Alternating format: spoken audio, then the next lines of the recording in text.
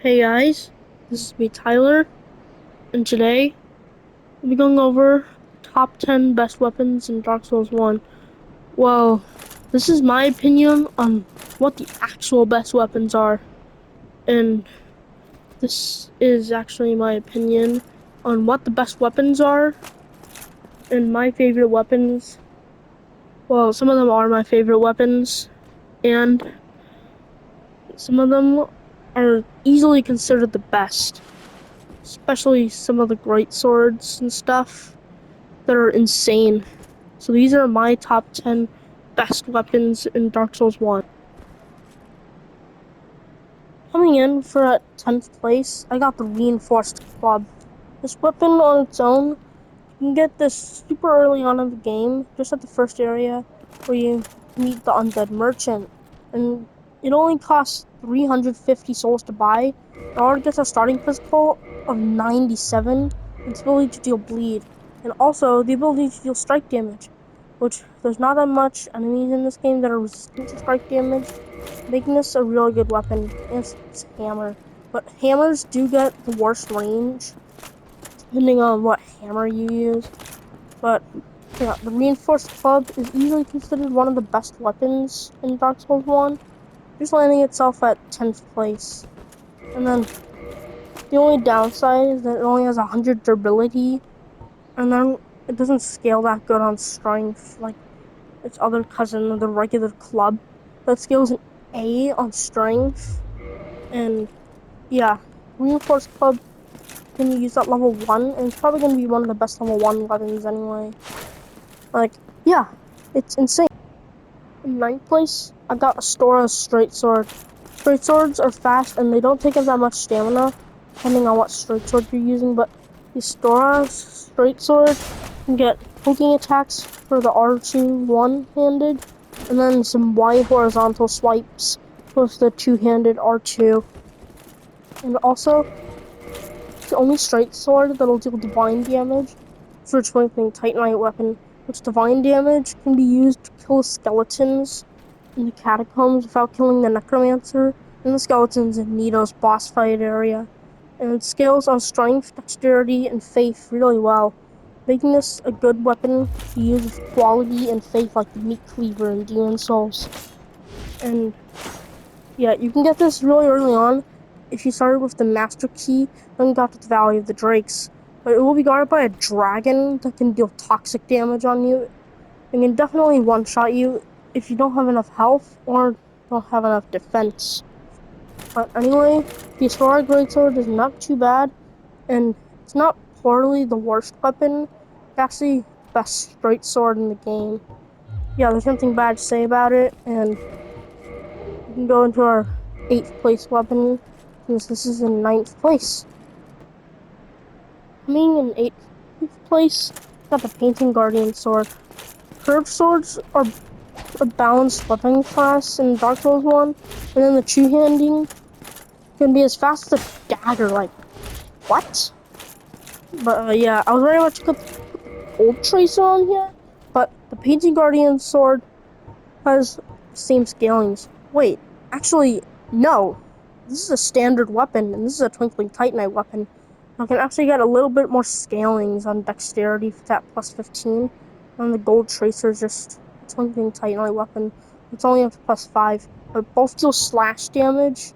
Just the Gold Tracer will need more stats to use, and will weigh more. But they both deal bleed damage, which is actually useful in PvP and PvE, besides poison or toxic damage, which is useless in PvE, but kind of useful in PvP. The only downside for the Painting Guardian Sword is that it only has as much range as a dagger.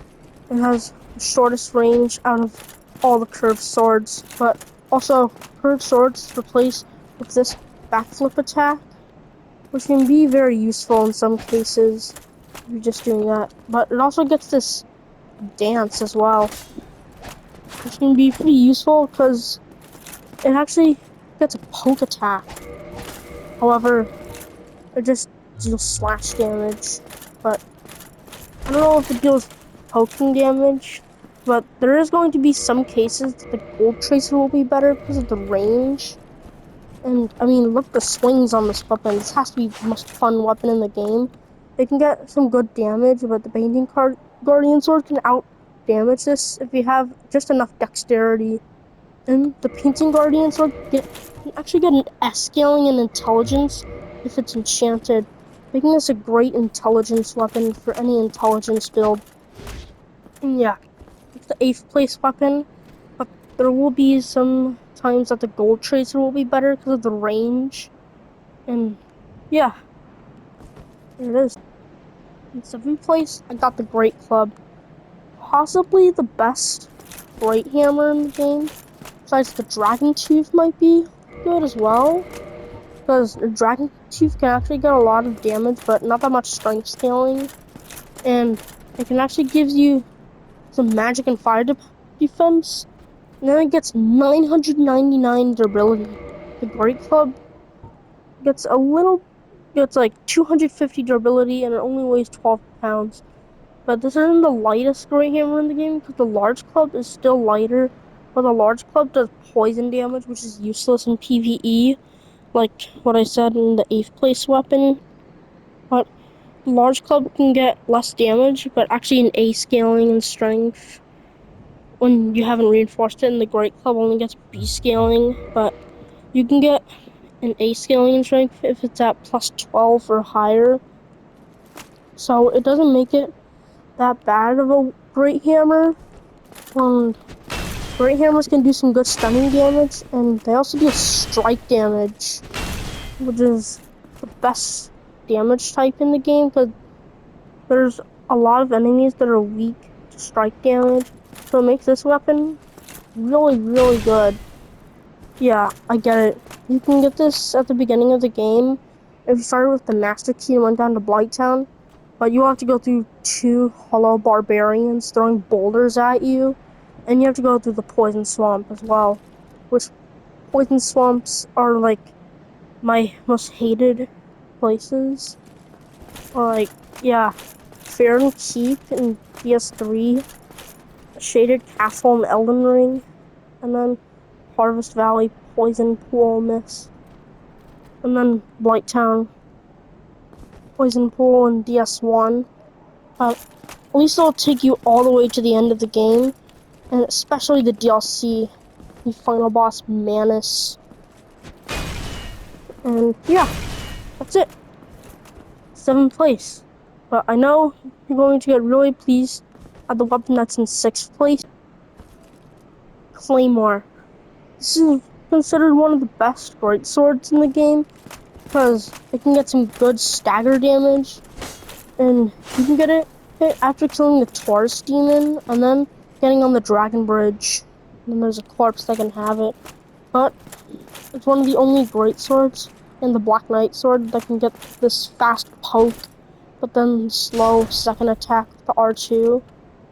And then you get this cool horizontal swing, which is good for crowd clearing with the two-handed R2, because the regular R1s are just downward slashes, which they're not that bad, but yeah. Claymore can also get some good scalings as well, making it a good quality weapon, but I recommend you just doing fire instead, because you can often get tons and tons of damage like that. Fire damage, but you can also use Sunlight Blade with this instead, or Darkening Blade as well. Yeah. Claymore takes it in 6th place, but I'm pretty sure you're gonna get pleased with the weapon in 5th place right after this. Yeah. This is the best great sword in the game. The show is one more. It's even better. In 5th place, I got the Black Knight sword. This is possibly the best great sword in the game, but probably not the great sword with the most range. But it can get a ton of damage, and it's also a good strength weapon as well. It's getting a C scaling, but it's not that bad. But it can also deal 20% extra damage to demons because it's a Black Knight weapon. If you look in the description, it says used to face chaos demons who want From the Black Knights, you wander Lords in. So just having it at +5, you can get that crazy damage from all of this. But if you have a Fire Claymore +10, and then, yeah, it's not going to get as much damage, but it will deal more damage to demons, at least. The Black Knight sword also gets the same poke attack as the Claymore, but more slower and more heavy hitting. It can easily knock back enemies. And then also, we'll follow up with this upward cut for the two-handed R2, but it doesn't launch NPCs up into the air like the Black Knight Greatsword's upward cut, but at least it will knock back some enemies, which the Greatsword with its poke attack, it doesn't knock back enemies, but at least the Black Knight sword, Greatsword, and Great Axe, two-handed R2, can knock back enemies at least. And yeah, but this is not the best Black Knight weapon, because we still have a few more weapons to go through, because there's 4 more left. Coming in at 4th place, the Blacksmith Giant Hammer. You can get this like in the middle of the game at Anor Londo if you kill the Giant Blacksmith. But this is just a painful task, because the Giant Blacksmith allows you to make boss weapons. You can infuse your weapon lightning or crystal. You can buy some Titanite, and you can buy the Giant set as well, which is a really good armor set. It gets a lot of defense. It gets actually the most defense if it's at the whole set is at +5, but it's not gonna have the most poise because it has the most defense doesn't mean it's just gonna have the most poise, because Pavel's set will have the most poise. But anyways, if it's at +5, then you can actually get 180 physical damage and 300 lightning damage. The only downside is that it only gets the descaling in strength, making it not really a good strength weapon, but you can still get crazy damage just at the middle of the game, and it only requires 16 strength to wield. And with the Pyromancer class at level 1, you can definitely two-hand this, and it'll take you through the entire game. But instead of just buying Twinkling Titanite from the Giant Blacksmith, you can just farm the clamps before Seath the Scaleless. But the Seath the Scaleless runback is one of the worst runbacks in the game, since you have to go through some invisible paths and crystal golems, which kind of sucks. And the clamps can easily kill you, even by its grab attacks as well.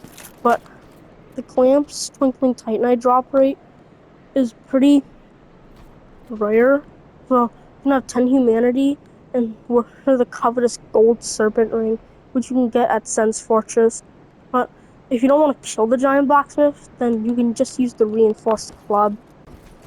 In 3rd place, we got the Black Knight Halberd, a heavy-hitting weapon that you can get right at the beginning, just at the Darkroot Basin if you just use the Master Key so you don't have to fight the Taurus Demon. The Black Knight right there has a 20% drop chance. You can drop this weapon, the Darkroot Basin, or the Tomb of the Giants. Unless you'll have to farm the Black Knight that has this halberd before Gwyn.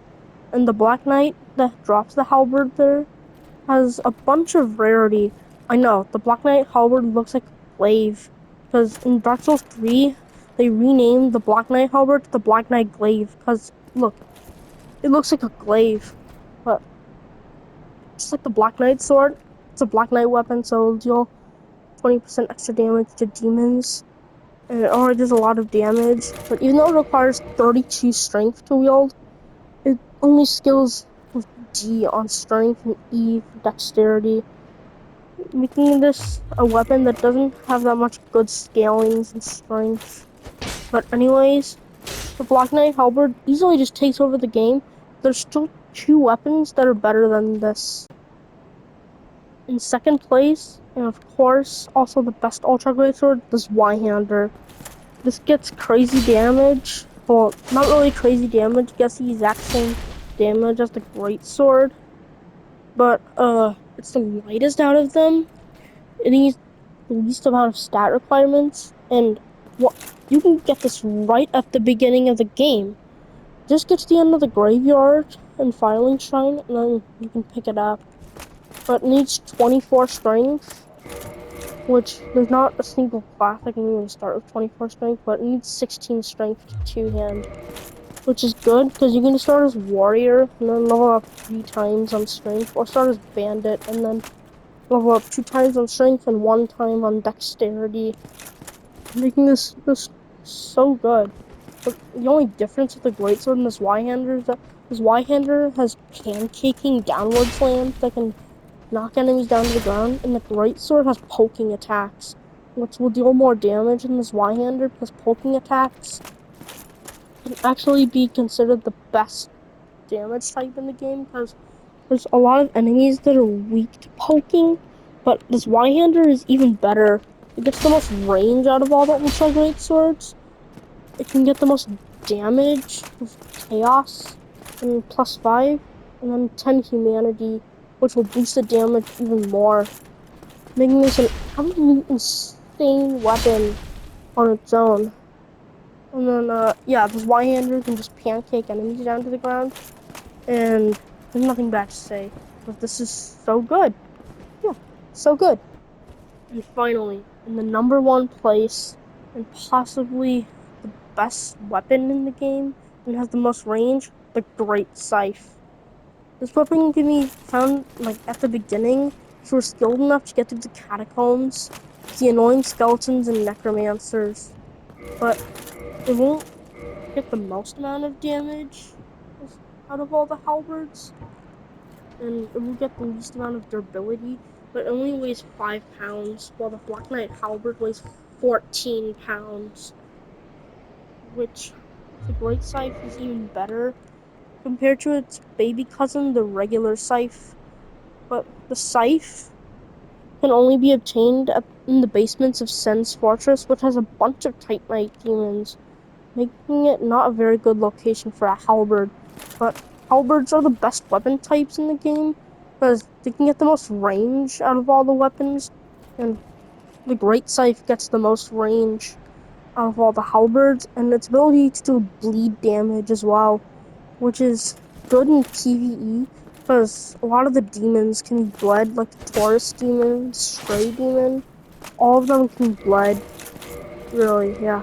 But just like the Great Club, it can get an A scaling in dexterity if it's +12 or higher, making this a good weapon for any dexterity build, and also probably the best dexterity weapon in the game, as the one-handed and two-handed R1 is only downward with slashes, but if you do the R2, for the one-handed and two-handed, it can get actually some horizontal swipes, which is good for crowd clearing, which is actually just getting the most range, and then it's, yeah, the best. I really just can't say anything bad about this because it gets the most range out of every single weapon in the game. Not like a fist, which has the least amount of range, but this weapon is just so good. If you like this video, please like and subscribe, and then comment down below if one of these weapons in the list is your favorite weapon.